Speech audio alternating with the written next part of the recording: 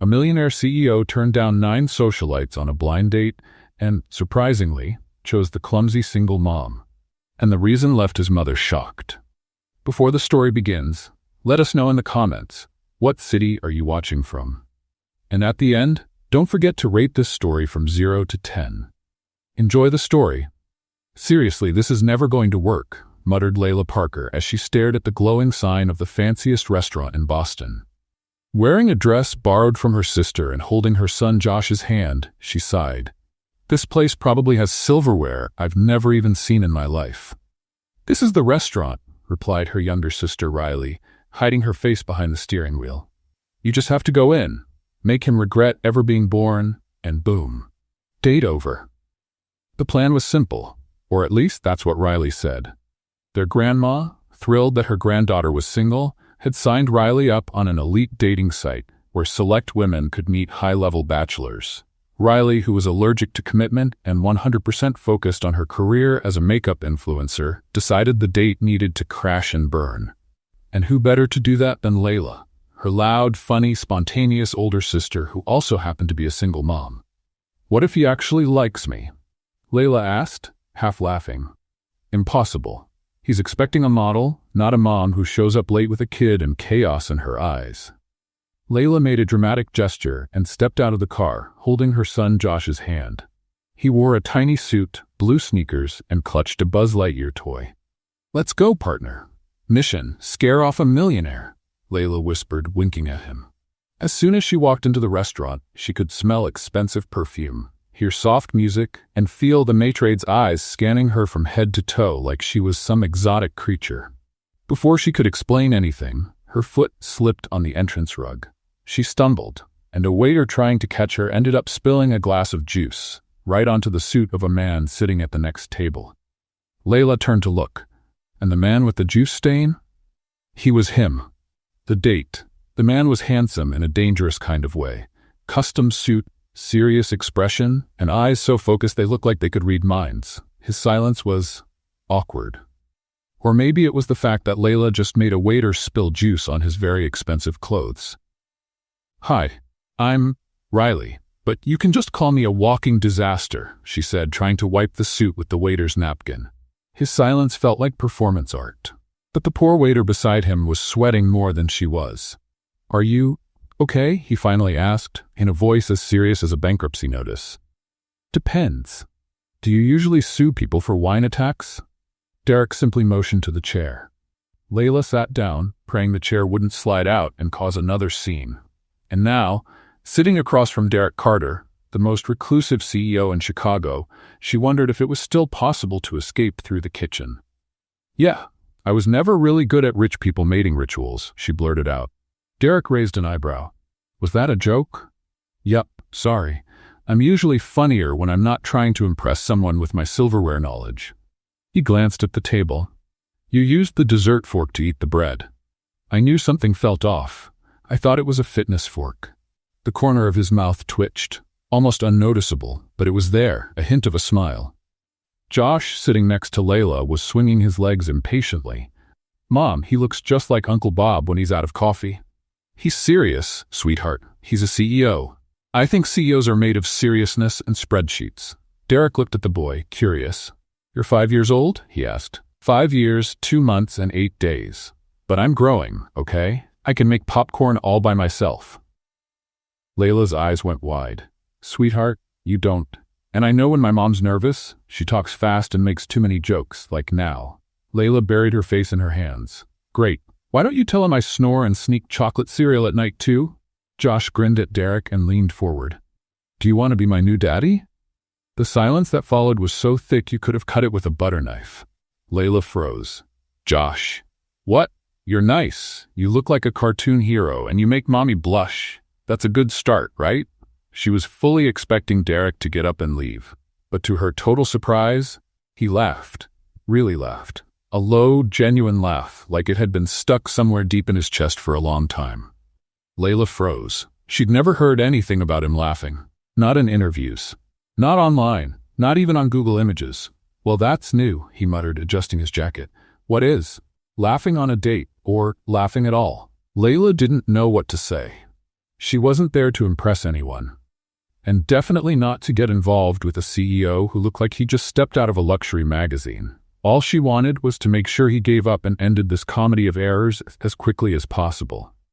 But now, with Derek laughing and Josh looking at the two of them like some kind of little Cupid, things were dangerously getting out of control. "Okay, time to be honest," she said, looking straight at him.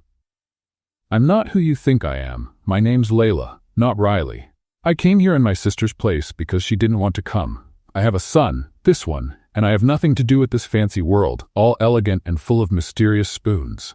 Derek stared at Layla for a few seconds. She took a deep breath, waiting for a lecture, but he simply said, "Thank you for coming." She blinked. "What? This was the best dinner of my week, maybe even my month." Josh smiled. "So, are you going to be my new dad?" Layla covered her face again. Derek just laughed, again. But Layla didn't pay attention. She just wanted to get out of there and go back to her regular life with loose pajamas and instant noodles. Little did she know that the city's most reclusive and most desired millionaire was now very curious about her and Josh, and it wouldn't be so easy for Layla to get rid of him. Derek Monroe watched Layla with that expression that usually made employees break into a sweat and investors rethink their decisions. But this time, something was different. His eyes didn't leave her, not for a second. While the other women on previous dates talked about yachts, jewels, and trips to Europe, Layla was talking to the waiter about his favorite baseball team. "Really, you root for the Red Sox?" "Poor thing," she said, making a dramatic face. "I root for the Patriots, but I feel your pain. Sometimes we choose to suffer on purpose." The waiter laughed so hard he nearly spilled the water pitcher. Derek frowned. In the 9 previous dates, not a single woman had even looked at the restaurant staff. They were too busy trying to impress him with talk of modern art and French wines. "What about you, Derek? What's your team?" Layla asked, turning to him with those bright eyes. "I don't have time for sports," he replied automatically. "Oh right, you must be too busy counting money and scheduling more meetings to plan more meetings." Josh raised his little hand. "Can I pick dessert, Mom?" "Of course, sweetheart. Pick a big one. Life's too short for small desserts." Derek watched the interaction. Layla didn't check the prices on the menu, didn't ask if he was paying. She simply let her son choose whatever he wanted, like it was the most natural thing in the world. "I want the chocolate sundae with 3 scoops of ice cream," said Josh, excited. "Perfect choice, buddy. What about you, Derek? Want something sweet, or are you sticking with your usual stress diet?" He looked at her. No woman had ever spoken to him like that. Direct. Straightforward, not trying to impress. "Why don't you treat me like the others do?" he asked, curious. Layla shrugged. "What do you mean? Like a demigod who came down from Olympus to bless us with his presence?" "Something like that." "Oh, because you're just a guy. A rich, good-looking kind of uptight guy, but still just a guy. I bet you lose your keys sometimes and get nervous speaking in public." Derek blinked twice. How did she know he hated giving speeches? "Besides," Layla went on, "money doesn't make anyone special. My neighbor, Miss Martha, is 80 years old, lives in a tiny apartment, and makes the best cookies in the world. She's way more interesting than any millionaire I've ever met. You know other millionaires? Actually, you're the first. And honestly, I'm not that impressed so far." Josh looked at Derek seriously. "My mom says things that sometimes hurt, but she also makes Mickey Mouse-shaped pancakes." "That's an important skill," Derek said, not knowing what else to say. "Super important," Layla agreed.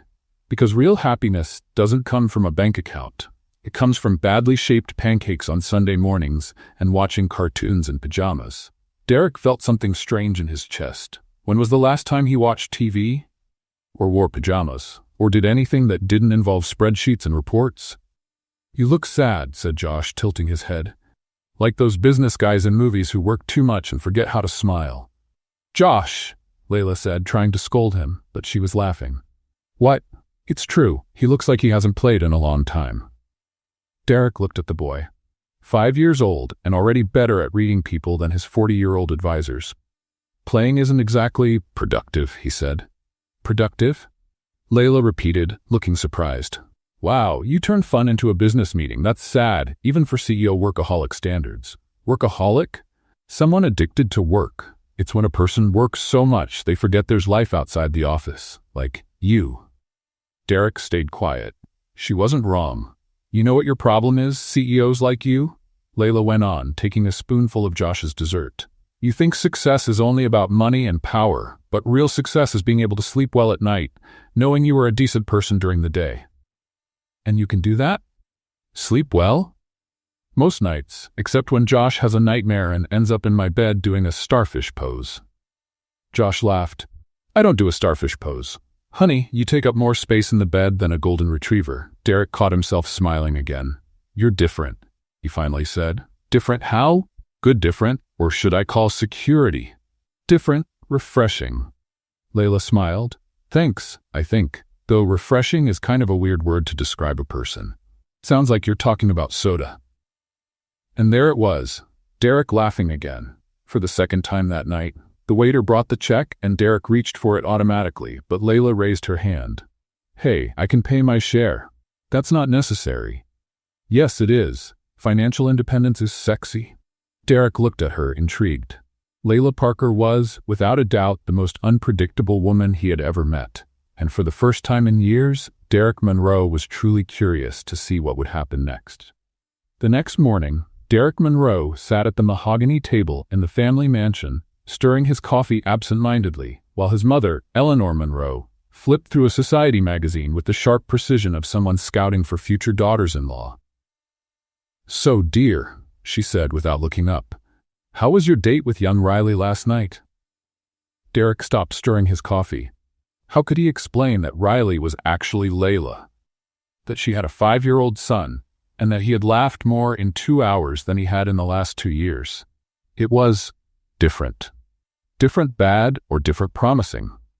Eleanor finally looked at him over her reading glasses. Different good. Very good. She snapped the magazine shut with a crisp sound. Derek Monroe, in 9 dates you turned down an oil heiress, 2 senators' daughters, a classical pianist, a Harvard PhD, a tech entrepreneur, an award-winning artist, and an international philanthropist. What does this Riley have that's so special? Derek took a deep breath. His mother was not going to like what she was about to hear. Well, first of all, her name's not Riley, it's Layla. Second, she's a single mom. Third, she called me a workaholic who's addicted to meetings. And fourth, he paused, she made me laugh. The silence that followed was so deep, Derek could hear the ticking of the room's clock. She's a single mother? Eleanor repeated, as if she were translating a sentence from another language. She has a 5-year-old son. Josh. He asked me if I wanted to be his new dad. Derek braced himself for an explosion, for a lecture about family legacy, reputation, how the Monroes didn't mix with those kinds of people. Instead, Eleanor clapped her hands. How wonderful. Excuse me? Derek, you smiled while talking about her. I haven't seen you genuinely smile since, well, ever. And a single mother shows responsibility, maturity. Besides, I've always wanted to be a grandmother. Derek blinked several times, thinking he might be having some sort of early morning hallucination. Mom, are you feeling okay? Should I call the doctor? I'm perfectly fine, thank you. Actually, I'm thrilled. When do I get to meet her? You want to meet her? Of course I do. A woman who made my son laugh must be someone special. And the little boy, too. What's his name again? Josh? Derek was officially in shock. He had expected resistance, not a welcome committee. Mom, maybe it's too soon to... Nonsense, dear. I'll organize a family lunch here at the house. Nothing too formal, just the 3 of us. 4, counting the boy. How about Sunday? Are you sure? Absolutely. And Derek, she stood up, adjusting her blazer confidently. For the first time in 32 years, you've brought someone interesting into this house, even if technically you haven't brought her yet. 2 hours later, Derek was on the phone with Layla, trying to sound casual while making a kind of invitation he never imagined himself making. So, my mother would like to meet you. Your mother? Layla's voice came through the phone, clearly surprised. Derek, last night was literally our first date, and it wasn't even a real date, it was more like a controlled accident. I know, but she insists she wants to have lunch on Sunday. At your house? At the family mansion, yes. There was a long pause. Derek, are you inviting me to meet your rich and powerful mother at the family mansion after a date where I spilled juice on your suit? When you say it like that, it sounds even stranger. Sounds? It's completely crazy. Like reality show level crazy. Derek laughed. Is Josh there? Ask him if he wants to meet my mother. He heard Layla covering the phone and talking to her son. After a few minutes, she came back. He said yes, but only if there's good dessert and if he gets to wear his suit again. I think we can arrange both. All right then. But just so you know, I don't know how to act in mansions, and Josh asks a lot of questions. Like, a lot. My mother will love that. Are you sure she won't throw me out after my first joke about rich people? I'm sure she'll love you exactly for those jokes. On Sunday, Layla stood in front of the Monroe mansion, holding Josh's hand and trying not to look completely out of place. The building was stunning. 3 stories of red brick, perfectly trimmed gardens, and an entrance that looked like something out of a period movie. Mom, is this a castle? Josh asked, wide-eyed. No, honey, it's just a big house. Very, very big. Like shopping mall big? Almost. The door opened before they even reached the entrance. Derek appeared, wearing dress pants and a casual shirt that probably cost more than Layla's monthly rent. Right on time? He said, smiling. Always. Josh nearly had a heart attack when he saw the house. I thought he was going to ask the building for an autograph. Can I play in the garden? Josh asked, already running toward the perfectly trimmed bushes. Sure, but don't pull anything out, Layla shouted. Derek led her inside, and Layla felt like she was walking into a museum. Everything was elegant, expensive, and intimidating. My mother is in the dining room, Derek said. Derek, I need to warn you about something before I meet her. What? I get nervous around important people, and when I'm nervous, I talk too much. And when I talk too much, I sometimes blurt out truths that are embarrassing. Like what? Like saying the house is bigger than my whole neighborhood, or asking how much it costs to maintain a garden this size, or, Layla. Yes? Breathe. It's going to be fine. They walked toward the dining room, and Layla could hear Josh playing in the garden. When they entered the room, she saw an elegant woman with perfectly styled silver hair, dressed in an outfit that shouted sophistication in every stitch. Mom, this is Layla. Layla, my mother, Eleanor Monroe. Eleanor stood up with a warm smile and extended her hands. Layla, so nice to meet you. Derek has told me wonderful things about you. He has? Layla looked at Derek, surprised. I hope he mentioned that I'm a walking disaster. He did. And I loved it. Really? Of course. Finally, someone who doesn't pretend to be perfect. Where's Josh? Exploring your garden. He promised not to pull anything, but I can't guarantee he won't try to climb a tree. Eleanor laughed and Layla relaxed a little. Good. This house needs more life. Derek's always been so proper. Mom, Derek warned. What? It's true. You never broke a vase, like never made a mess, never had friends over to play. So serious. Ah, so that's why he looks like someone who eats etiquette manuals for breakfast, Layla said without thinking. The silence lasted 2 seconds before Eleanor burst out laughing. Perfect. Absolutely perfect. Derek shook his head but was smiling. They headed to the table, and the conversation flowed naturally when Josh ran in. Mom, there's a pool outside that's bigger than our living room. Josh, whisper when you're in someone else's house, Layla said. Nonsense, said Eleanor. Josh, would you like to see the library? It has books with pictures of dragons. Dragons? Really? As Eleanor took Josh to explore the house, Layla and Derek were left alone in the room. Your mother is surprising, said Layla. Not the reaction I expected, Derek admitted. And what reaction were you expecting? Honestly, that she'd politely ask you to leave. That could still happen. Lunch hasn't even started yet. Derek was about to reply when they heard footsteps at the entrance. Eleanor appeared at the door with Josh, but they weren't alone. A blonde woman, dressed in an expensive outfit and wearing an expression full of contempt, entered the room like she owned it. Derek, darling, what a surprise to find you here. Layla recognized the tone immediately. It was the same one saleswomen used with her in fancy stores, fake and condescending. Derek stiffened. Vivian? And this must be the replacement, Vivian said, eyeing Layla from head to toe. Layla felt the air grow heavy in the room. Lunch had definitely gotten a lot more interesting, and potentially disastrous. Derek, darling, I hope I'm not interrupting anything important, she said with a smile that didn't quite reach her eyes. Eleanor frowned. Vivian, I don't recall inviting you to lunch.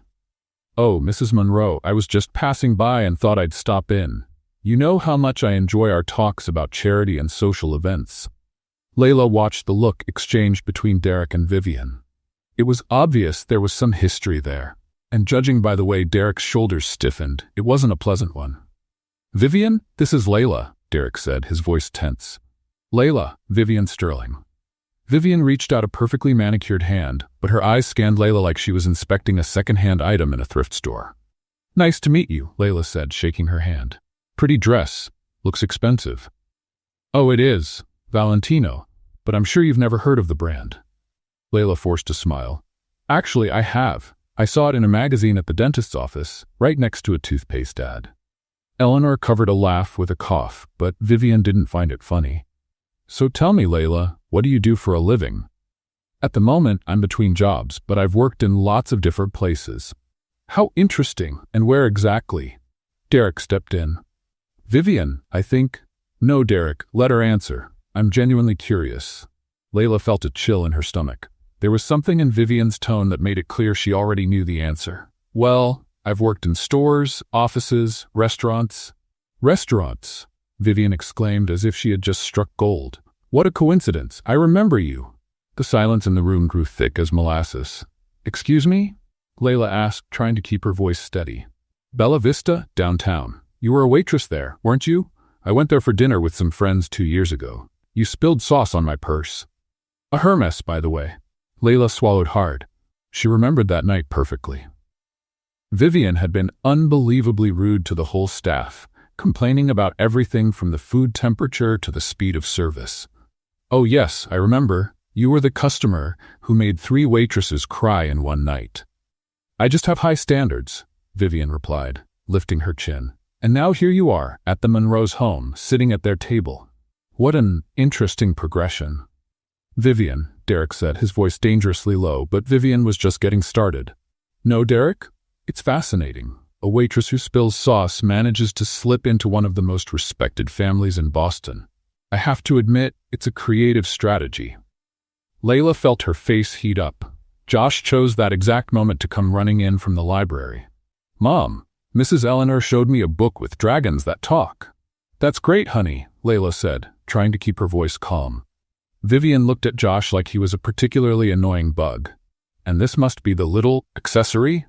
she said with a poisonous smile. "Excuse me?" Layla said, standing up. "Well, it's obvious, isn't it? Single mom, cute child, lonely CEO. It's practically a step-by-step guide on how to catch a rich man. You must have planned it all, from the accidental meeting to bringing the kid along to melt his heart." The silence that followed was so deep Layla could hear her own heartbeat. "Vivian Sterling," Eleanor said, "I suggest you leave my home. Now." But Vivian wasn't finished. "Mrs. Monroe, I just think you should know who your son is getting involved with. This woman is clearly an opportunist. Waitresses don't belong in our circles."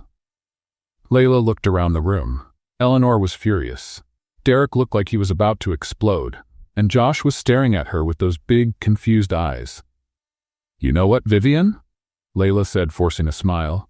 "You're right. I really was a waitress. And you know why? Because I wasn't born with a silver spoon in my mouth. Because I work to support my son. Because I'm proud to earn my own money, even if it means serving people who think they're better than me." She took Josh's hand. "And you know the difference between you and me? I sleep well at night knowing I'm a decent person." Vivian let out a sarcastic laugh. "What a touching speech. But that doesn't change the fact that you don't belong in this world." "You're right," Layla said, picking up her purse. "I don't belong. Josh, let's go." "But Mom, I wanted to see more dragons." "We'll see dragons at home, honey, on the tablet." Derek stood up so fast his chair nearly fell over. "Layla, wait." But she was already walking out of the room, pulling Josh by the hand. She crossed the entrance hall with quick steps, trying to keep her dignity while feeling her eyes burn. "Layla," it was Derek's voice behind her. She stopped at the door but didn't turn around. "You don't have to say anything, Derek. She's right. I don't belong in your world." "She's wrong. Completely wrong." Layla turned around. Derek was standing just a few feet away with an expression she had never seen on him before. Anger, determination, and something else she couldn't quite name. "Vivian is a bitter person who can't accept that someone might be genuine," he went on. You don't need to prove anything to anyone, especially not to her. Derek, no, let me say this. In 32 years, you're the first person who's made me laugh for real. The first person who treated me like a regular human being. The first person who made me want to be better. Eleanor appeared at the door, just as Vivian was being escorted out by a staff member. Layla, dear, please don't let that viper ruin our lunch. I was enjoying getting to know you and Josh. Mrs. Monroe, I appreciate that, but no buts. Vivian Sterling is a despicable creature who's been thrown out of 3 country clubs for inappropriate behavior. You, on the other hand, are exactly the kind of person this family needs. Josh tugged on Layla's skirt. Mom, why was that lady mean to you? Layla knelt down to his level. Sometimes, sweetheart, people are mean when they're scared or jealous. She was jealous of you? Maybe. Well, she should be. You're the coolest mom in the world. Derek smiled. I couldn't agree more. Layla looked at the 3 of them, Eleanor with her protective, motherly expression, Derek with that genuine smile she was starting to fall for, and Josh, who always knew the right thing to say to make everything better. All right, she said finally, but if another crazy ex-girlfriend shows up, I'm running and not coming back. Deal, Derek said, laughing. They went back to the dining room, and the conversation gradually returned to the light, easy tone from earlier. Josh was telling Derek all about the dragons from his books. Eleanor was asking Layla about her favorite recipes, and Derek seemed more relaxed than she had ever seen him. That's when Josh, right in the middle of a story about his Buzz Lightyear toy, casually said, "Oh, and Derek, if you ever want to visit us, just go to Miss Landlady's house and take the stairs down. We live in the basement apartment. It's small, but there's a little window where you can see people's feet walking on the sidewalk." Derek froze, his fork midair. You live in a basement? It's really cool, Josh went on, completely unaware of the new tension in the room. Miss Betty lets us use her kitchen sometimes, and when it rains a lot, just a little bit of water comes in. But that's fun because I can play pirate and make boats. Layla closed her eyes. The silence after Josh's comment about the basement was so heavy she could feel the weight of Derek's and Eleanor's eyes on her. She tried to force a casual smile. Like living in a damp basement was the most normal thing in the world. Josh, sweetie, you don't need to tell all the details about our home, she said, trying to keep her tone light. But it's nice, Mom, and Miss Betty makes cookies sometimes. Derek set his fork down, clearly disturbed by what he had just heard. Layla, do you really live in a basement? Technically, it's a garden-level apartment, she corrected, with a forced smile. With its own entrance and everything, kind of like a, underground loft. Eleanor frowned. Dear, that can't be safe for a child. It is safe, Layla said quickly. Miss Betty is sweet, and the neighborhood is quiet. And besides, it's what I can afford. Derek leaned forward. How much do you make from the work you do? Layla hesitated. Talking about money always made her uncomfortable, especially around people who clearly never had to worry about bills at the end of the month. Well, I do a few gigs, work at events, sometimes help out in temporary offices, sell a few things online. It's enough to get by, you know? And living in the basement, the garden-level apartment, I don't pay much rent, so there's more left for the basics. Basics, Derek repeated, as if trying to understand a foreign concept. Food, clothes for Josh, school supplies, just normal stuff for regular people. Eleanor shook her head, visibly concerned. And your sister? The one who was actually supposed to go on the date? Does she live with you? Riley?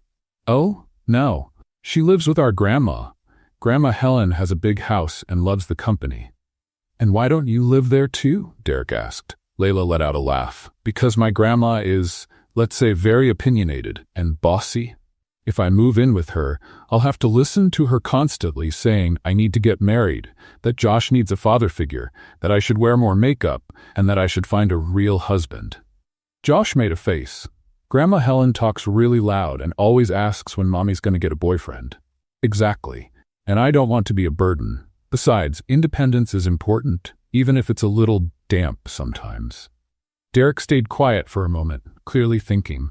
Eleanor watched the exchange with growing interest. Layla, Derek finally said, I have a proposal for you.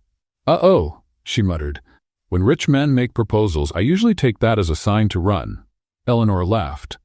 Don't be so dramatic, dear. I have an apartment, Derek continued, ignoring the comment. It's where I lived before moving into my current loft. It's empty, fully furnished, and in a safe neighborhood. Layla looked at him, skeptical. Derek? You and Josh could stay there, temporarily, until you get more settled. That sounds dangerously close to charity. It's not charity, it's practical concern. Josh should have a safe place to play without worrying about leaks. Layla crossed her arms. And what do you get out of it? Derek thought for a moment. Well, I need help with a charity event for the company. Someone creative, good with people. You could work with me on it. A real job. Paid. Oh, said Layla, relaxing a bit. So it would be a trade? Exactly. You help me with the event, I provide a safe place for you two to live. Everybody wins. Josh clapped his hands. Can I have my own room? Josh? Layla scolded. Yes, you can, Derek said, smiling at the boy. With a real bed and everything. Layla looked around the table. Eleanor was smiling encouragingly, Josh was practically buzzing with excitement, and Derek had that sincere look she was starting to trust. All right, she said finally, but with a few conditions. Which ones? First, I pay the bills. Electricity, water, internet. Second, I clean the apartment. Third, if at any point this gets weird or uncomfortable, I leave. No drama. Agreed. And fourth, she pointed her finger at him, no trying to save me or turn me into some fancy society lady. I am who I am. Derek smiled. I wouldn't change a thing about you. 3 days later, Layla was sitting in a conference room at Monroe & Associates, a room bigger than her entire old apartment. Derek had explained that the charity event was to raise funds for children's education programs, and she was going through past proposals. So, she said, flipping through the papers, you usually host fancy dinners where rich people give speeches about how important it is to help underprivileged kids? Basically, yes, Derek admitted. And does that actually work? Define work. Do people really care, or do they just want their photo in the paper? Derek stopped typing and looked at her. Are you always this direct? Always. It's a flaw, or a strength, depends on who you ask. I think it's a strength. Layla felt her neck warm up. Well, here's my opinion. You need to stop doing boring events. No one connects emotionally with numbers on a spreadsheet. And what do you suggest? A fair, with games, fun activities, good food. Bring the kids you're trying to help. Let people meet them in person. Derek leaned forward, interested. Go on. Set up stations where the kids can show what they're learning. Art, science, music. Let donors take part, not just sit and watch. Oh, and no long speeches. People have short attention spans. That's brilliant, Derek said, genuinely impressed. It's obvious, Layla corrected.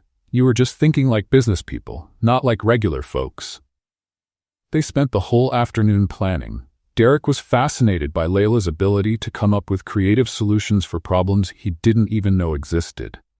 And Layla found herself surprised that Derek, once he relaxed, was actually very funny. Have you ever organized events before? He asked as they scribbled ideas on a whiteboard. Josh's birthday parties, school cookouts, a few small things, nothing fancy. Well, you have a natural talent for it. They were so focused, they didn't even realize how close they'd gotten. When Layla turned to point at something on the board, she almost bumped into Derek. For a moment, they were very close, and Layla caught the scent of his cologne. Sorry, she murmured, stepping back. You don't have to apologize, he said, his voice softer than usual. The moment was broken when Derek's phone rang, but Layla felt that something had shifted between them. Later, during a coffee break, Derek mentioned casually, You know, I understand Josh more than you might think. What do you mean? Growing up without a father. Mine died when I was 7. Layla looked at him, surprised. Derek, I didn't know. I'm so sorry. Car accident, rainy night, a drunk driver. He stirred his coffee distractedly. My mom never remarried. She said she couldn't love anyone after him. That must have been hard. It was, and sometimes I wonder if I ended up just like her. Closed off, work-focused, avoiding emotional connections. Layla gently touched his hand. You're not closed off, Derek. You just protect your heart. That's different. He looked down at their hands, and Layla felt that same strange flutter in her stomach. Thank you, he said simply. By the end of the day, Layla was exhausted but energized. She had forgotten how good it felt to work on something that truly mattered. Derek drove her home. to the apartment that was now temporarily hers, and there was Riley waiting at the door. "Little sister," Riley shouted, running to hug her. "I need to hear all about this craziness." After Josh was asleep, the two sisters sat in the kitchen with a bottle of cheap wine Riley had brought. "So let me get this straight," Riley said, trying not to laugh. "You went on a date in my place, spilled juice on the richest guy in Boston. He liked you, his mom adored you, one of his exes tried to humiliate you, and now you're living in his apartment planning charity events? When you put it like that, it sounds even crazier." "Layla, this isn't crazy. This is like a modern-day fairy tale. Except for the evil ex part. It's not a fairy tale, Riley. It's just complicated." "Complicated how? Do you like him?" Layla took a sip of wine. "Maybe. A little. Possibly more than a little." Riley shrieked so loudly Josh appeared at the bedroom door. "Are you okay, Mom?" "We're fine, sweetheart. Aunt Riley's just being dramatic." After Josh went back to bed, Riley grabbed Layla's shoulders. "Sis, you're falling for the CEO." "I'm not falling for him. I'm just interested. Cautiously interested." "Same thing." "Oh, Grandma's gonna flip when she hears this." "Grandma is not gonna hear about it because you're not going to tell her." "Of course I'm gonna tell her. This is the best family gossip in decades." Layla buried her face in her hands. "My life has turned into a romantic comedy." "A really good romantic comedy," Riley corrected, "with a guaranteed happy ending." "How can you be so sure?" "Because, little sister, any man who makes you smile like that is definitely a keeper." Layla smiled, despite herself. Maybe Riley was right. Maybe this really was the start of something special. 2 weeks after moving into Derek's apartment, Layla discovered something surprising. The most serious CEO in Boston had a hidden talent for building pillow forts. No, Josh," Derek said, with the seriousness of someone negotiating $1 million deal. "The couch pillow goes on the bottom. If you put it on top, the whole structure will collapse." "But I want it to be really tall," Josh protested, waving a smaller pillow. "Tall is good, but stable is better. Look, I'll show you." Layla watched from the kitchen, trying not to laugh, as Derek, wearing a $3,000 suit, crawled across the living room floor explaining engineering principles to a 5-year-old. "You know," she said, stepping into the doorway with 3 glasses of juice, "when you offered the apartment, you didn't mention it came with child-friendly architecture services." Derek looked at her, hair tousled, with a genuinely happy expression. "Josh is a demanding client. He wants a fort that's also a spaceship. And a castle," Josh added seriously, "and a superhero base." "Of course," Layla said, sitting down on the floor with them. "Basic requirements for any good structure." And that's how Derek Monroe, the man who intimidated seasoned executives, spent his Saturday afternoon building what Josh named the super-secret Castle Space Fort. In the days that followed, Derek started showing up at the apartment more often than work really required. Always with an excuse, bringing papers, discussing event details, checking if they were comfortable. But Layla noticed he always came around dinner time. And he always brought ice cream. "Mr. Ice Cream is here," Josh would yell every time the doorbell rang, running to the door like an excited puppy. "Josh, he has a name," Layla would say, trying to teach basic manners. "I know. Derek Mr. Cough Ice Cream Monroe." Derek laughed so hard that Layla gave up trying to correct him. "You know," she said one evening, as Derek helped Josh with a dinosaur puzzle, "you don't have to bring dessert every time you come over." "I don't bring dessert," Derek protested. "I bring ice cream. That's completely different." "How is it different?" "Dessert is formal, something you eat after dinner. Ice cream is happiness in frozen form." Josh looked at him with admiration. "Mr. Ice Cream, you're really smart." "Thank you, Josh. You're really smart too." "I know. My mom said I take after her." Layla nearly choked on her juice. "Josh!" "What? It's true. You always say I'm smart like you." Derek looked at Layla with a smile that made butterflies flutter in her stomach. "He really does take after you." Their routine began to form naturally. Derek would show up after work. They'd have dinner together, always with Layla insisting on cooking to pay for his visits. And then Josh would pull him off to play. It was during one of those play sessions that Layla discovered Derek knew all the lines from Toy Story by heart. "To infinity and beyond," he shouted, making Buzz Lightyear fly across the room. "How do you know that?" Layla asked, amazed. Derek turned a bit red. "I May have watched a few kids' movies. For research. To better understand the children our event is going to help. Research, she repeated, trying not to laugh. Research, he confirmed firmly. And did that research include memorizing songs from Frozen? Definitely not. Josh started singing Let It Go, and Derek automatically joined in. Layla laughed so hard she had to sit down. Okay, I admit it, Derek finally said. I may have developed a soft spot for animated movies. They're surprisingly well made. They're fun, Derek. You can admit you're having fun. I am having fun, he said, like he was making a groundbreaking confession. See? That didn't hurt. It was in those moments that Layla saw glimpses of the man Derek could have been if he hadn't carried so much weight on his shoulders since he was a child. He laughed easily, made silly jokes, and looked genuinely happy. One night, after Josh had gone to bed, they sat in the living room talking about the charity event. Registrations are going well, Derek said, showing her the numbers on his tablet. I think your idea for the fair is going to work. Of course it will. Kids are irresistible when they're just being themselves. Like Josh.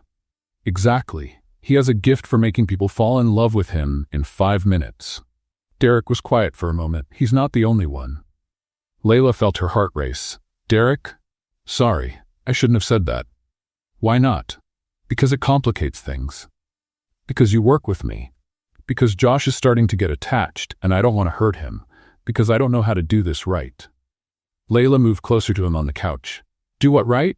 This. Us. Whatever this is. You know what I think? What? I think you overthink everything. Sometimes the best things in life happen when you stop trying to control everything. Derek looked at her, and for a moment, Layla thought he was going to kiss her. But then the doorbell rang. Who could that be at this hour? She murmured, glancing at the clock. It was almost 9 at night. Derek frowned. I wasn't expecting anyone. Layla went to the intercom. Hello. Hi, Layla. It's me, Vivian. I heard Derek is there. I need to talk to him. It's urgent. Layla's blood ran cold. Derek stood up from the couch like he'd been shocked. Vivian? He murmured. Do you want me to let her up? Layla asked, hands still on the intercom. Derek ran his hands through his hair. We'd better find out what she wants. 5 minutes later, Vivian walked into the apartment like she owned the place. Derek, darling, she said, completely ignoring Layla. You look wonderful. Vivian, what are you doing here? I came to warn you about something important. She finally looked at Layla. About your new little friend. Watch your tone, Derek said, his voice dangerously low. No need to be defensive, Derek. I just think you should know the truth. Vivian opened a folder she had brought and took out some papers. I did a little background check on Layla here, and I found some very interesting things. What kind of things? Layla asked, trying to keep her voice steady. Well, for starters, you looked up Derek online before your date. You saw pictures, read articles about the family's fortune. You knew exactly who he was. Derek looked at Layla, confused. Is that true? Yes, but it wasn't. And more, Vivian went on, clearly enjoying the effect of her revelations. You have a history of relationships with older, financially stable men. That's not true, Layla protested. Isn't it? What about Michael Patterson? Divorced, owns an accounting firm. You dated him for 6 months. Layla felt the ground disappear beneath her feet. How do you? I have resources, dear, and the conclusion is obvious. You're using Josh to manipulate Derek's feelings. It's a classic setup. Derek was looking at Layla like he didn't know her. Vivian, that's ridiculous, he said, but there was uncertainty in his voice. Is it? Then why didn't she say she already knew who you were? Why did she bring her son on the very first date? Because she's a clever opportunist. Layla felt tears burning in her eyes. Derek, you know that's not true. But his expression had changed. The doubt was there now. Vivian smiled triumphantly. I thought you should know, Derek. And with that final blow, she left the apartment, leaving Layla and Derek in a devastating silence. The silence in the apartment was so heavy, Layla could hear the ticking of the kitchen clock. Derek stood in the middle of the room, hands in his pockets, wearing an expression she had never seen before. Distant, cold, calculating. So, he said finally, is it true you looked me up before the date? Layla took a deep breath. Lying now would only make things worse. Yes, it's true, but it wasn't. And you didn't think it was important to mention that? Derek, let me explain. Explain what, Layla? That you knew exactly who I was from the start? That you pretended to be surprised when you found out I was the CEO? It wasn't like that. Then how was it? Layla felt frustration rising in her throat. When Riley told me about the date, yes, I did look you up. Anyone normal would. You think I'd meet a complete stranger without knowing anything about him? I have a child to protect. But you pretended you didn't know me. Because I didn't know you. Seeing a picture online isn't the same as knowing someone, Derek. I looked you up expecting to find some arrogant playboy I could scare off in 5 minutes. Instead, I found you. Derek shook his head. And what about Michael Patterson? Was Vivian right about him too? Layla sighed. Michael was my boyfriend 2 years ago. Yes, he was older and financially stable. You know why? Because I'm a single mom and I have to think about stability for my son. So you have a type. A type? Derek, I dated Michael because he was a decent man who treated Josh well, not because he had money. And you know how it ended? He wanted me to stop working and be a submissive housewife. I told him to get lost and went back to being alone. Derek ran his hands through his hair, clearly upset. How do I know you're not doing the same thing with me? Because you know me. Layla burst out. 2 weeks living here, Derek. 2 weeks of seeing me cook, clean, work on the event, play with Josh. Do you think I'm that good of an actress? I don't know what to think anymore. Then think about this. If I only wanted your money, do you think I'd be here arguing with you? I'd have agreed with everything you said, made you feel amazing, and tried to get you to marry me. Derek didn't say anything, but Layla could see the doubt still there. Instead, she went on, I called you a workaholic on our first date, made jokes about your rich lifestyle, and insisted on paying my own bills. What kind of gold digger does that? Maybe a very smart one. The words hit like a slap. Layla felt the air leave the room. Wow, she said, her voice tight. So that's what you really think of me. Derek realized he had gone too far, but his wounded pride held him back. Layla, I didn't mean, yes you did, and you know what? Maybe Vivian is right. Maybe I really don't belong in your world. That was when Josh appeared in the bedroom doorway, rubbing his eyes and holding his Buzz Lightyear. Why are you yelling? He asked sleepily. Layla and Derek looked at each other, realizing the argument had gotten louder than they thought. We're not yelling, sweetheart, Layla said, trying to soften her voice. Go back to bed. But Josh was too smart to be fooled. He looked at Derek with big, confused eyes. Mr. Ice Cream, are you mad at Mommy? Derek knelt down to the boy's level. No, Josh, I'm not mad. Then why are you talking like people on TV when they're getting divorced? The innocent question hit them both hard. Layla felt tears welling in her eyes. Josh, Derek and I are just friends. Friends sometimes disagree. But you're crying, the boy said, walking over to Layla. And Mr. Ice Cream looks sad. Derek looked at Josh and then at Layla. For a moment, his expression softened, but then he remembered Vivian's words about the evidence and that feeling of being deceived. Josh, he said, standing up, I have to go now. Are you coming back tomorrow? The boy asked, hopeful. Derek hesitated. I don't know. Josh started to cry. Not the dramatic kind of crying kids do when they want something, but quiet, heartbreaking tears, the kind that come when you're losing something important. You don't like us anymore? He asked, clinging to Derek's leg. It's not that, Josh. Then why don't you want to play with me anymore? Did I do something wrong? Layla knelt down and hugged her son. You didn't do anything wrong, sweetheart. Sometimes adults make things more complicated than they need to be. Derek looked at the two of them, his heart breaking, but stubbornness and pain still winning. I have to go, he said, grabbing his coat. Derek, please. Layla tried, but he was already walking out the door. Layla stayed on the floor, holding Josh, listening to Derek's footsteps echoing down the hallway. When the elevator doors closed, she finally let the tears fall. Mommy, did we make Mr. Ice Cream leave? Josh asked between sobs. No, honey.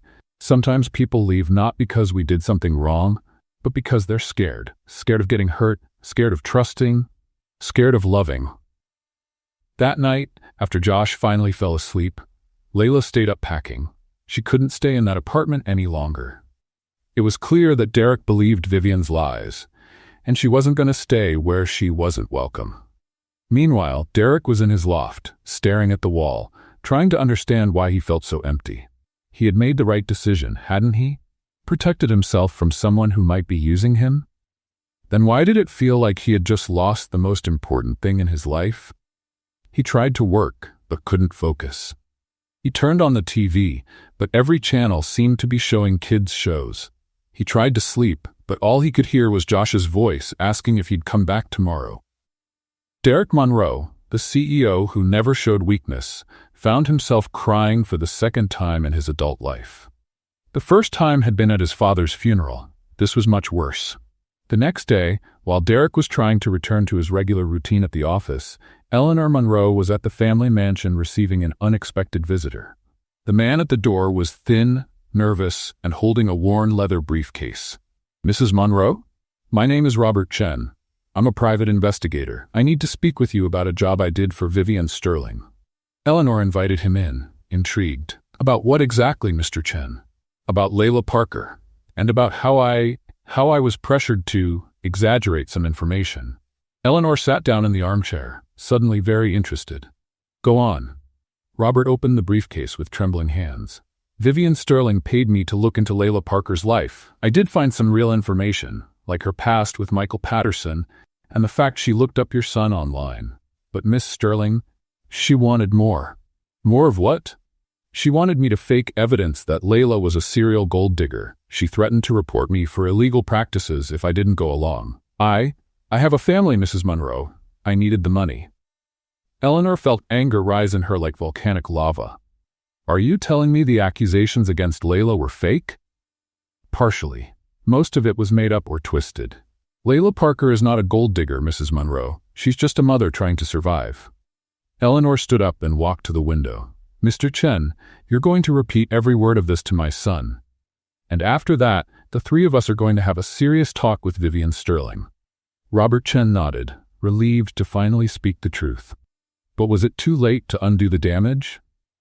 Derek was at the office trying to focus on financial reports when his assistant announced that his mother was on her way up. He frowned.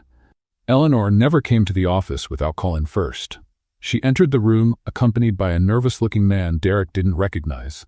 "Mom, what's going on?" "Derek, this is Robert Chen, a private investigator. He has some very interesting things to tell you about Vivian Sterling." Derek leaned back in his chair, suspicious. "Mom, I'm really not in the mood for—" "Sit down and listen," Eleanor said in that tone that left no room for argument. Robert Chen cleared his throat nervously. "Mr. Monroe, I was hired by Vivian Sterling to investigate Layla Parker. What I found, well, part of it was true, but a lot of it was fabricated."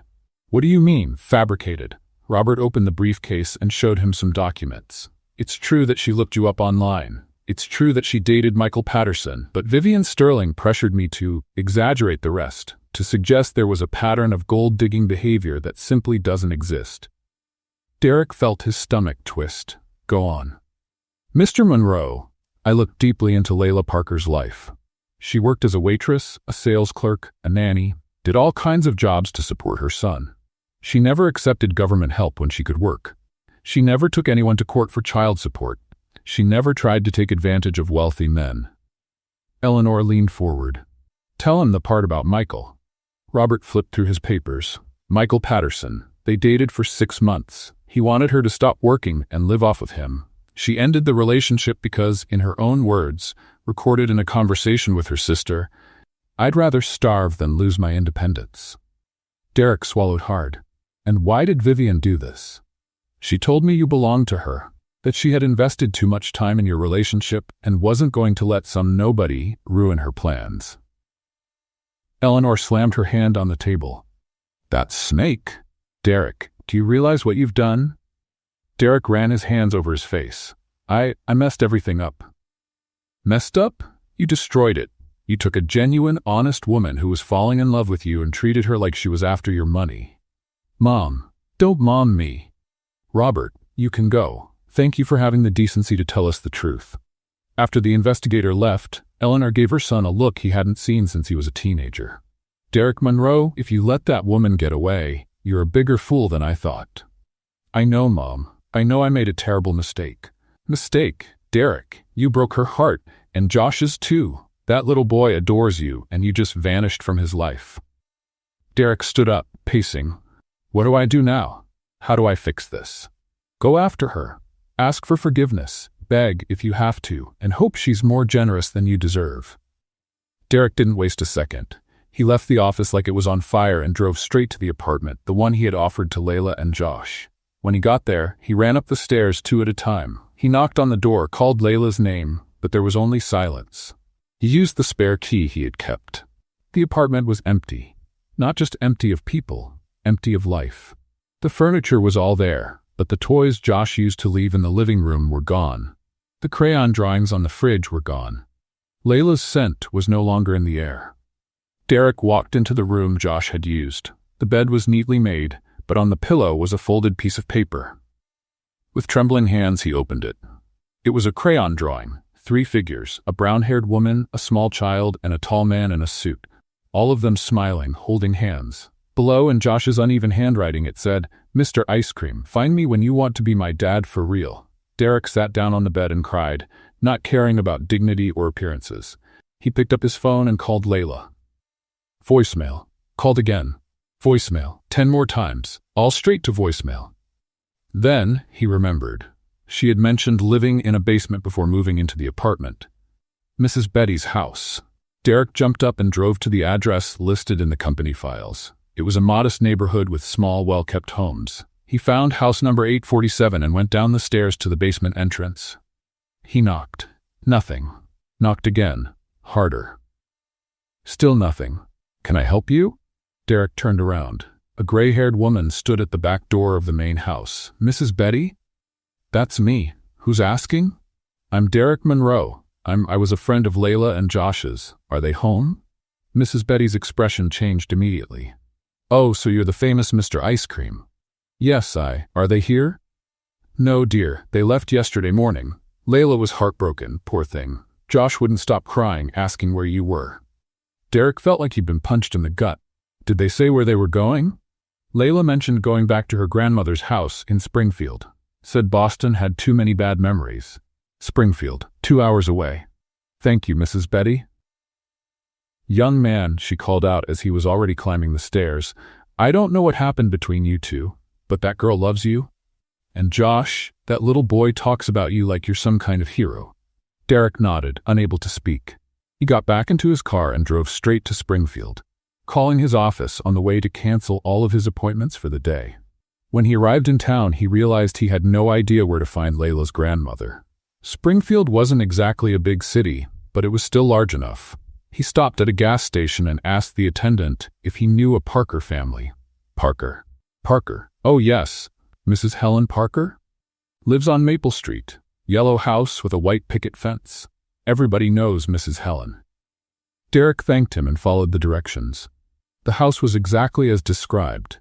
Yellow, with a spotless white fence and a garden that looked like it belonged in a magazine.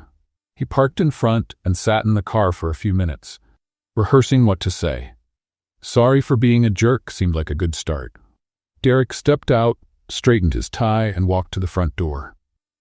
He took a deep breath and rang the bell. Footsteps approached, and the door opened to reveal a short, elderly woman with white hair and sharp eyes. "Can I help you?" "Mrs. Parker, my name is Derek Monroe. I'm looking for Layla and Josh."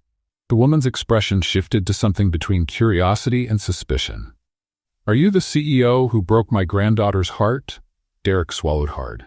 "Yes, ma'am. And I'm here to try and fix what I broke." Layla's grandmother looked him up and down like a general inspecting soldiers. "All right," she said finally, and to Derek's surprise, she opened the door and invited him in. Grandma Helen Parker led Derek through the living room, filled with family photographs and furniture that clearly held decades of memories. "Have a seat," she said, pointing to a floral-patterned couch. "Coffee?" "Yes, please," Derek replied, trying to process the situation. Layla's grandmother was more intimidating than any executive he'd ever dealt with. "So," Helen said, returning with 2 cups, "you're the man who made my granddaughter cry for 3 days straight." Derek lowered his head. "Yes, ma'am, and I came here to make amends." "I know. The thing is, they're not here." Derek looked at her, confused. "What do you mean?" "Layla and Josh? They're not here, dear." Derek's heart dropped. But Mrs. Betty said that they came to Springfield, and they did. They stayed here for 2 days, with Layla crying and Josh asking every 5 minutes when Mr. Ice Cream was coming. Helen sighed. It was heartbreaking. So where are they now? Layla got a job, children's party entertainer in Hartwell, the next town over. She said it was better that way, that starting fresh in a new place would help her forget you. Derek stood up, anxious. Is Hartwell far? 20 minutes by car. But Derek, Helen placed a hand on his arm. Are you sure about this? Because if you show up there and then change your mind again, it's better for everyone if you just leave now. Derek looked at Layla's grandmother with all the sincerity he could muster. Mrs. Parker, I made the biggest mistake of my life. I love your granddaughter, and I love Josh like he's my own son. If she gives me a second chance, I'll spend the rest of my life proving I deserve it. Helen studied him for a moment, then smiled. Good answer. Now go after my girl. As Derek drove toward Hartwell, Layla was standing in the middle of a suburban backyard, dressed like a rainbow fairy and trying to keep 15 6-year-olds entertained. And now, she said, waving a toy wand, let's do some magic. Everyone close your eyes and count to 3. The children followed her instructions, and Layla took the chance to blow bubbles into the air. 1, 2, 3. Open your eyes. The children's joyful screams made Layla smile, even if it was a tired smile. A week ago, working with kids brought her joy. Now, every happy laugh reminded her of Josh asking when Derek would come back. Fairy lady, a little girl said, are you sad? No, sweetheart, just a little tired. My mom gets like that when she fights with my dad, but they always make up after. Layla felt her chest tighten. If only it were that simple. Everyone, the birthday girl's mom called. A special surprise just arrived. Layla frowned. She hadn't scheduled any extra surprises. What do you think it is? One of the kids asked. That's when they saw it. A tall man in a full ice cream mascot costume walking into the yard. The outfit was complete. Giant vanilla ice cream head, cone-shaped body, the whole thing. The kids went wild. Ice cream! Ice cream! They shouted, running toward the mascot. Layla stood frozen.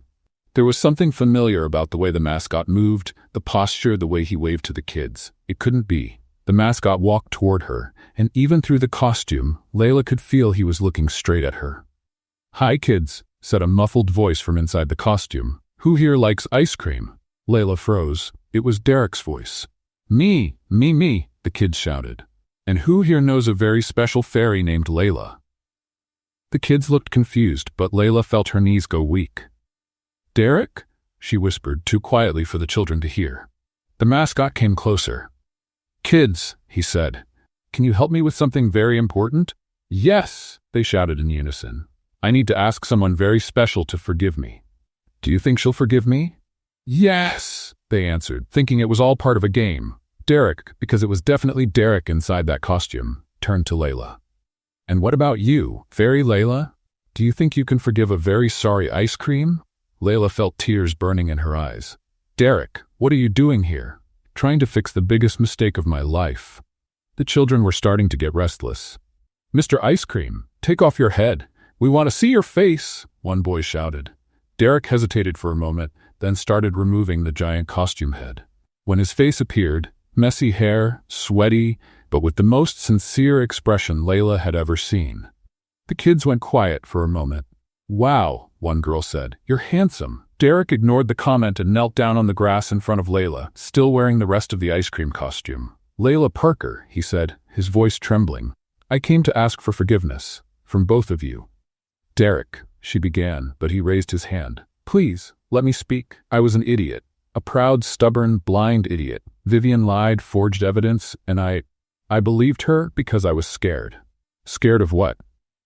Scared of being happy. Scared to trust. Scared to love and then be left behind like when my dad died. The kids were listening like it was the best story they'd ever heard. But more than anything, Derek went on, I was scared I wasn't good enough for you and Josh, because you both showed me what a real family is.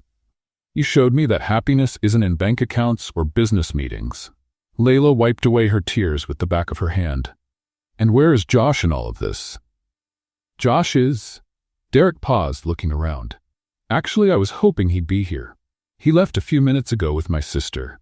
She came to pick him up to spend a few days at Grandma's house because he refused to leave his room. He said he didn't want to play with anyone anymore because Mr. Ice Cream was gone forever. Derek closed his eyes, clearly in pain. I broke his heart. You did, and mine too. I know, and if you give me the chance, I'll spend the rest of my life making it right. One of the kids tugged on Derek's costume. Mister, are you going to marry the fairy? Derek looked at Layla, his eyes full of hope. That depends. Fairy Layla, will you marry a very sorry ice cream? Layla laughed through her tears. Is that a marriage proposal? No, said Derek, pulling a small velvet box from the costume's pocket. This is. The kids screamed with joy as Derek opened the box, revealing a simple but beautiful ring. Layla Parker, will you marry me? And let Josh call me his real dad?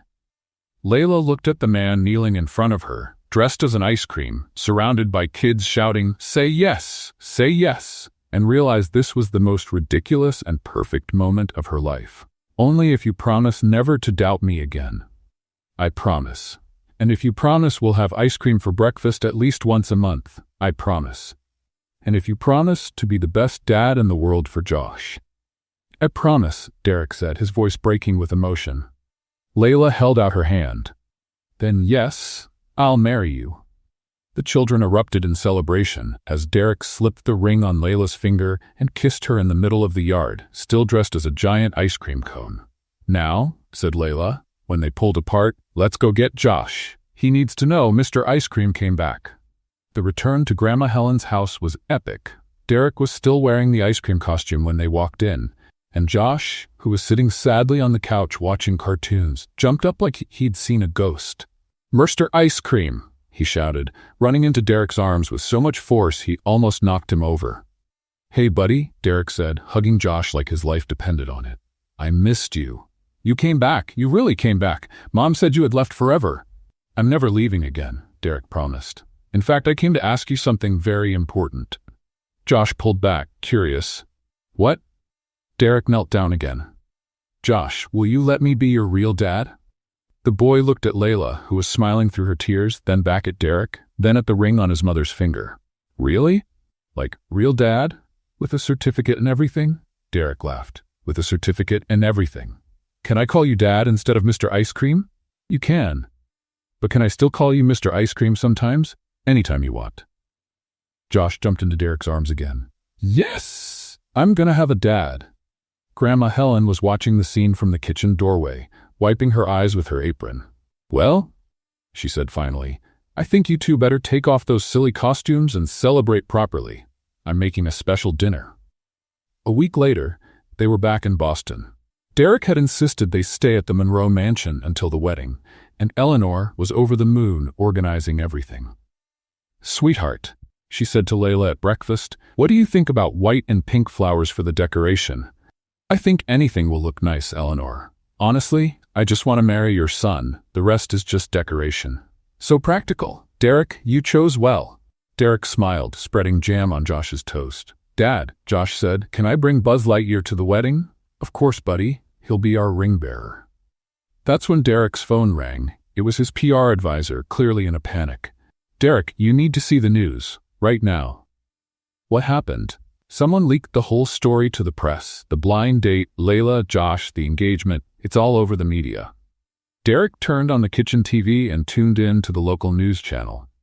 In a surprising twist, CEO Derek Monroe, heir to the Monroe fortune, is engaged to a single mother who works as a children's party entertainer. Oh no, Layla murmured. The report continued, showing footage of Layla working at the party. Someone had recorded the proposal, old pictures of her as a waitress, and even images of the apartment where they had lived. Sources suggest the relationship may have been a carefully planned scheme, considering the social class gap between them. That's ridiculous, Derek exploded. But the worst was still coming. The phone wouldn't stop ringing, reporters asking for interviews, acquaintances pretending to be concerned. And the comments on social media. Layla, Derek said, turning off his phone for the 10th time, don't read anything online. Why? Is it that bad? Eleanor, who was scrolling through her tablet, made a face. Sweetheart, maybe it's better if you don't. But Layla had already grabbed the tablet. Gold digger traps millionaire CEO using child as bait, she read out loud. Seriously? Using a child as bait? What kind of person says that about a kid? Josh, who was playing on the floor, looked up. Mom, what's a gold digger? It's someone who… Ah, honey, it's just people saying nonsense. Derek was visibly furious. This has to stop. Now, he called his advisor. Schedule a press conference for this afternoon. I'm setting the record straight. Derek, are you sure? That's going to bring even more attention. I'm sure, and I want the whole family there.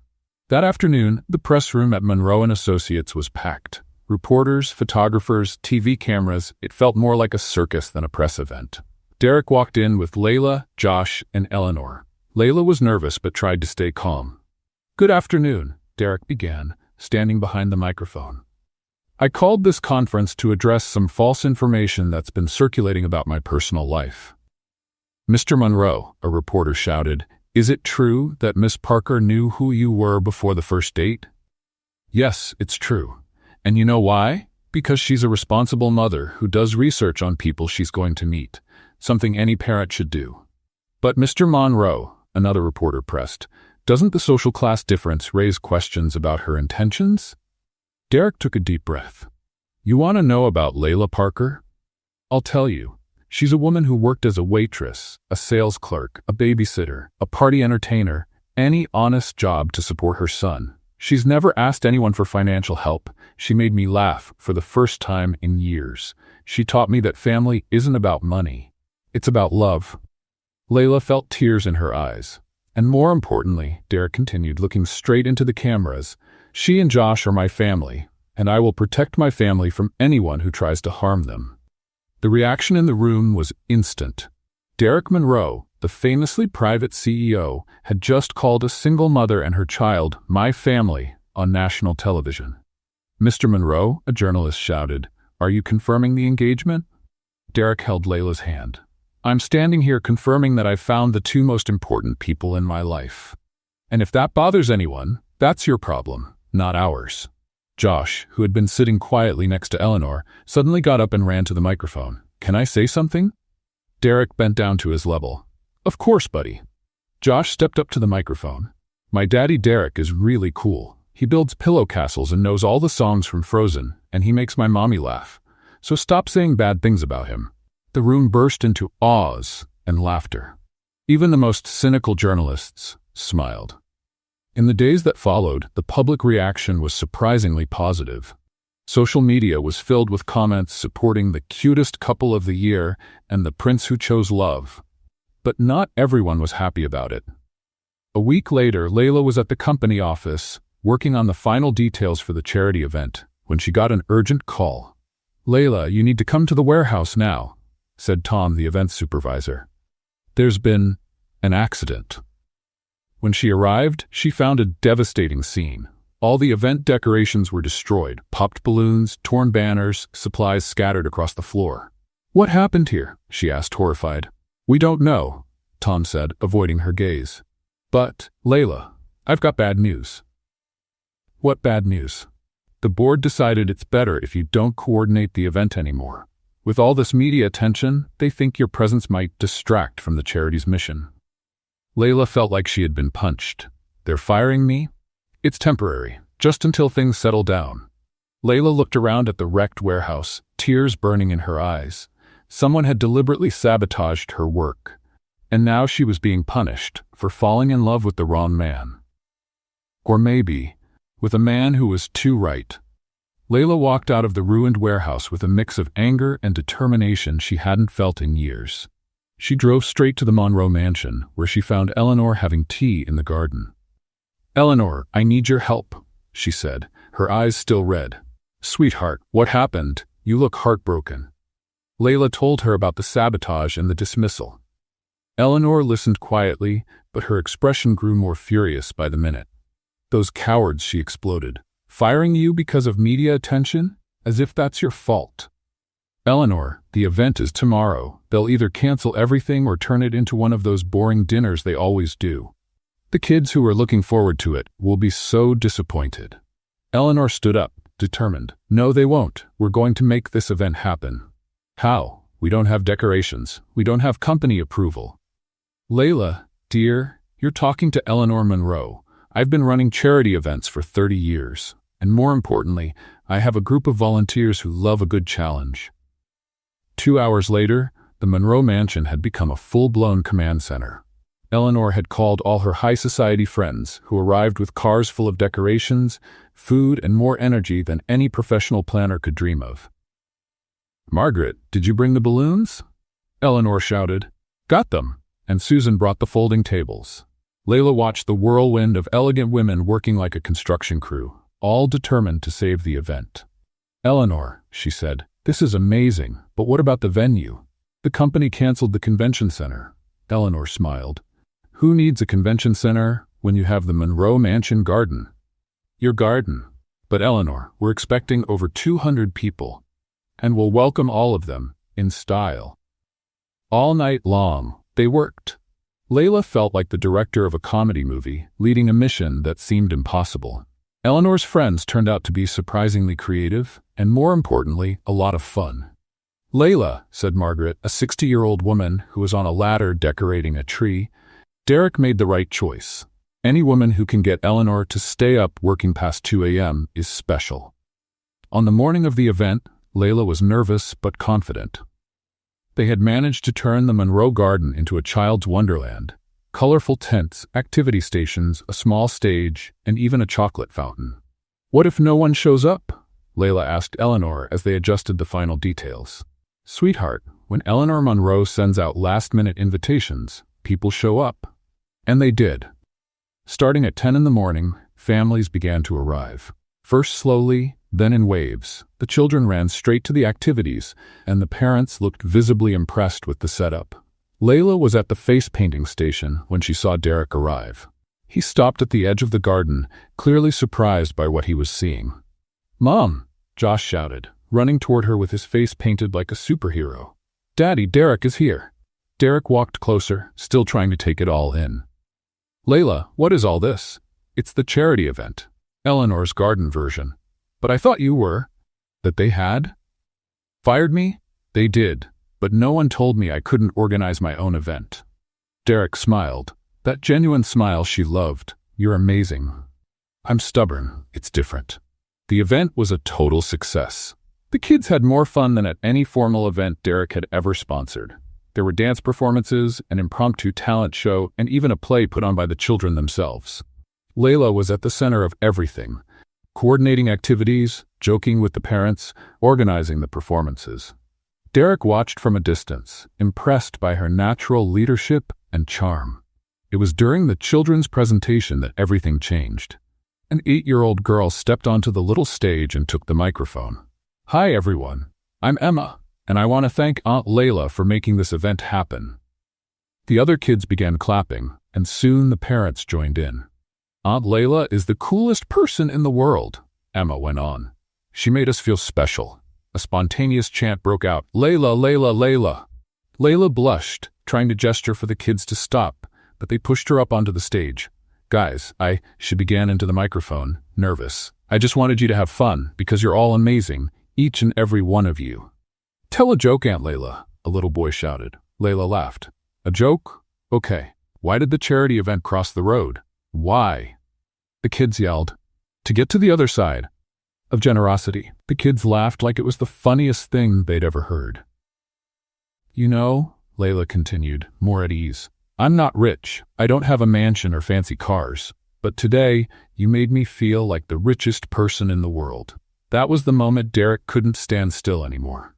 He walked up to the stage, climbed the steps, and gently took the microphone from Layla's hands. "Excuse me," he said to the crowd, which immediately quieted down. "My name is Derek Monroe, and I need to say something." Layla looked at him, confused. "This woman standing beside me," Derek continued, wrapping an arm around Layla's waist, "was fired yesterday because someone thought she wasn't good enough to organize one of our company's events." Whispers of indignation spread through the crowd. "Well, I have news. As of today, Layla Parker no longer works for Monroe and Associates." Layla felt her heart drop. She is now the executive director of the new Parker Monroe Foundation, dedicated exclusively to children's events, with an unlimited budget and full independence. The crowd erupted in cheers and applause. Layla stared at Derek, speechless. Derek, what are you doing? I'm investing in the most talented woman I've ever met, and I'm showing everyone that when you mess with my family, you mess with me. He turned back to the crowd. And one more thing. Layla Parker, will you marry me, right here, right now, in front of all these wonderful people? The garden went completely silent for 2 seconds, then exploded in the loudest cheer Derek had ever heard. Layla laughed, cried, and shouted, "Yes," into the microphone. And that's how the most spontaneous and heartwarming proposal of the year went viral online, with more than 10 million views in 24 hours. 5 months later, Layla was hiding behind a tree in Boston's Central Park, peeking at her own wedding celebration and trying not to laugh at the scene in front of her. "Eleanor, the chairs are crooked," shouted Margaret, the same lady who had helped with the charity event. "Margaret, darling, it's a wedding in the park, not a military graduation," replied Eleanor, overseeing everything with the precision of a general. "But the photos will look terrible." "The photos will look authentic, much better." Layla watched the two women argue over the arrangement of the colorful plastic chairs scattered across the lawn. Derek had insisted that the wedding be just like them, simple, fun, and full of children. "Lam, are you hiding from your own party?" asked Riley, appearing beside her in a light pink dress and low heels, the only concession she had made to wedding protocol. "I'm not hiding. I'm observing strategically." "Aha, and what's your strategy?" "Not tripping over the dress, not crying off my makeup, and making sure Josh doesn't release the rings too early." Riley laughed. "He's super nervous. He's been practicing his speech for a week." "Josh is giving a speech?" "You didn't know?" Derek taught him. "Apparently, it's going to be about how he got a dad and how you two are the best team in the universe." Layla felt her eyes fill with tears. "Oh no, it hasn't even started yet, and I'm already crying." "Hey," Riley said, holding her sister's shoulders, "you deserve this. After everything you've been through, you deserve a fairy tale ending." "It's not a fairy tale, Riley. It's better. It's real." Derek appeared on the other side of the park, wearing a light gray suit and talking with the pastor they'd chosen, a young, easygoing man who officiated outdoor weddings. "Wow," Riley murmured. "Your fiancé looks... wow." "Stop staring at my husband," Layla said, laughing. "He's not your husband yet, and I can look, I just can't touch." "Will you two stop hiding?" Eleanor shouted from a distance. "We've got a wedding to start." The ceremony was exactly what Layla had dreamed of, if she had ever known how to dream up something so perfect. The colorful chairs were filled with an eclectic mix of guests. Suited executives sitting next to children from the foundation in their best clothes, high society friends chatting happily with Layla's co-workers, and in the middle of it all, Grandma Helen, wearing a bright purple hat and a smile that lit up the entire park. Josh sat in the front row, holding a little pillow with the rings tied on with colorful ribbons, practicing his official ring-bearer stance. "Now remember," Eleanor said, as she took her place beside the pastor, "I hand the rings to Josh, and Josh gives them to the pastor. That's it." "What if I drop them?" Josh asked, nervous. "Then we pick them up and keep going," Derek said, kneeling beside him. "Weddings are about love, not perfection." The music began. Not the traditional wedding march, but a whole new world from Aladdin, Josh's personal choice, which Derek had approved instantly. Layla appeared at the end of the makeshift aisle, and Derek felt like he was seeing her for the first time.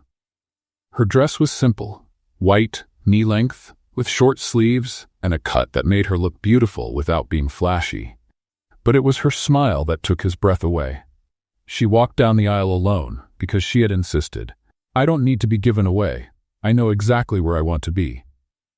When she reached the small altar, Derek took her hands. "Hi," he said simply. "Hi," she replied.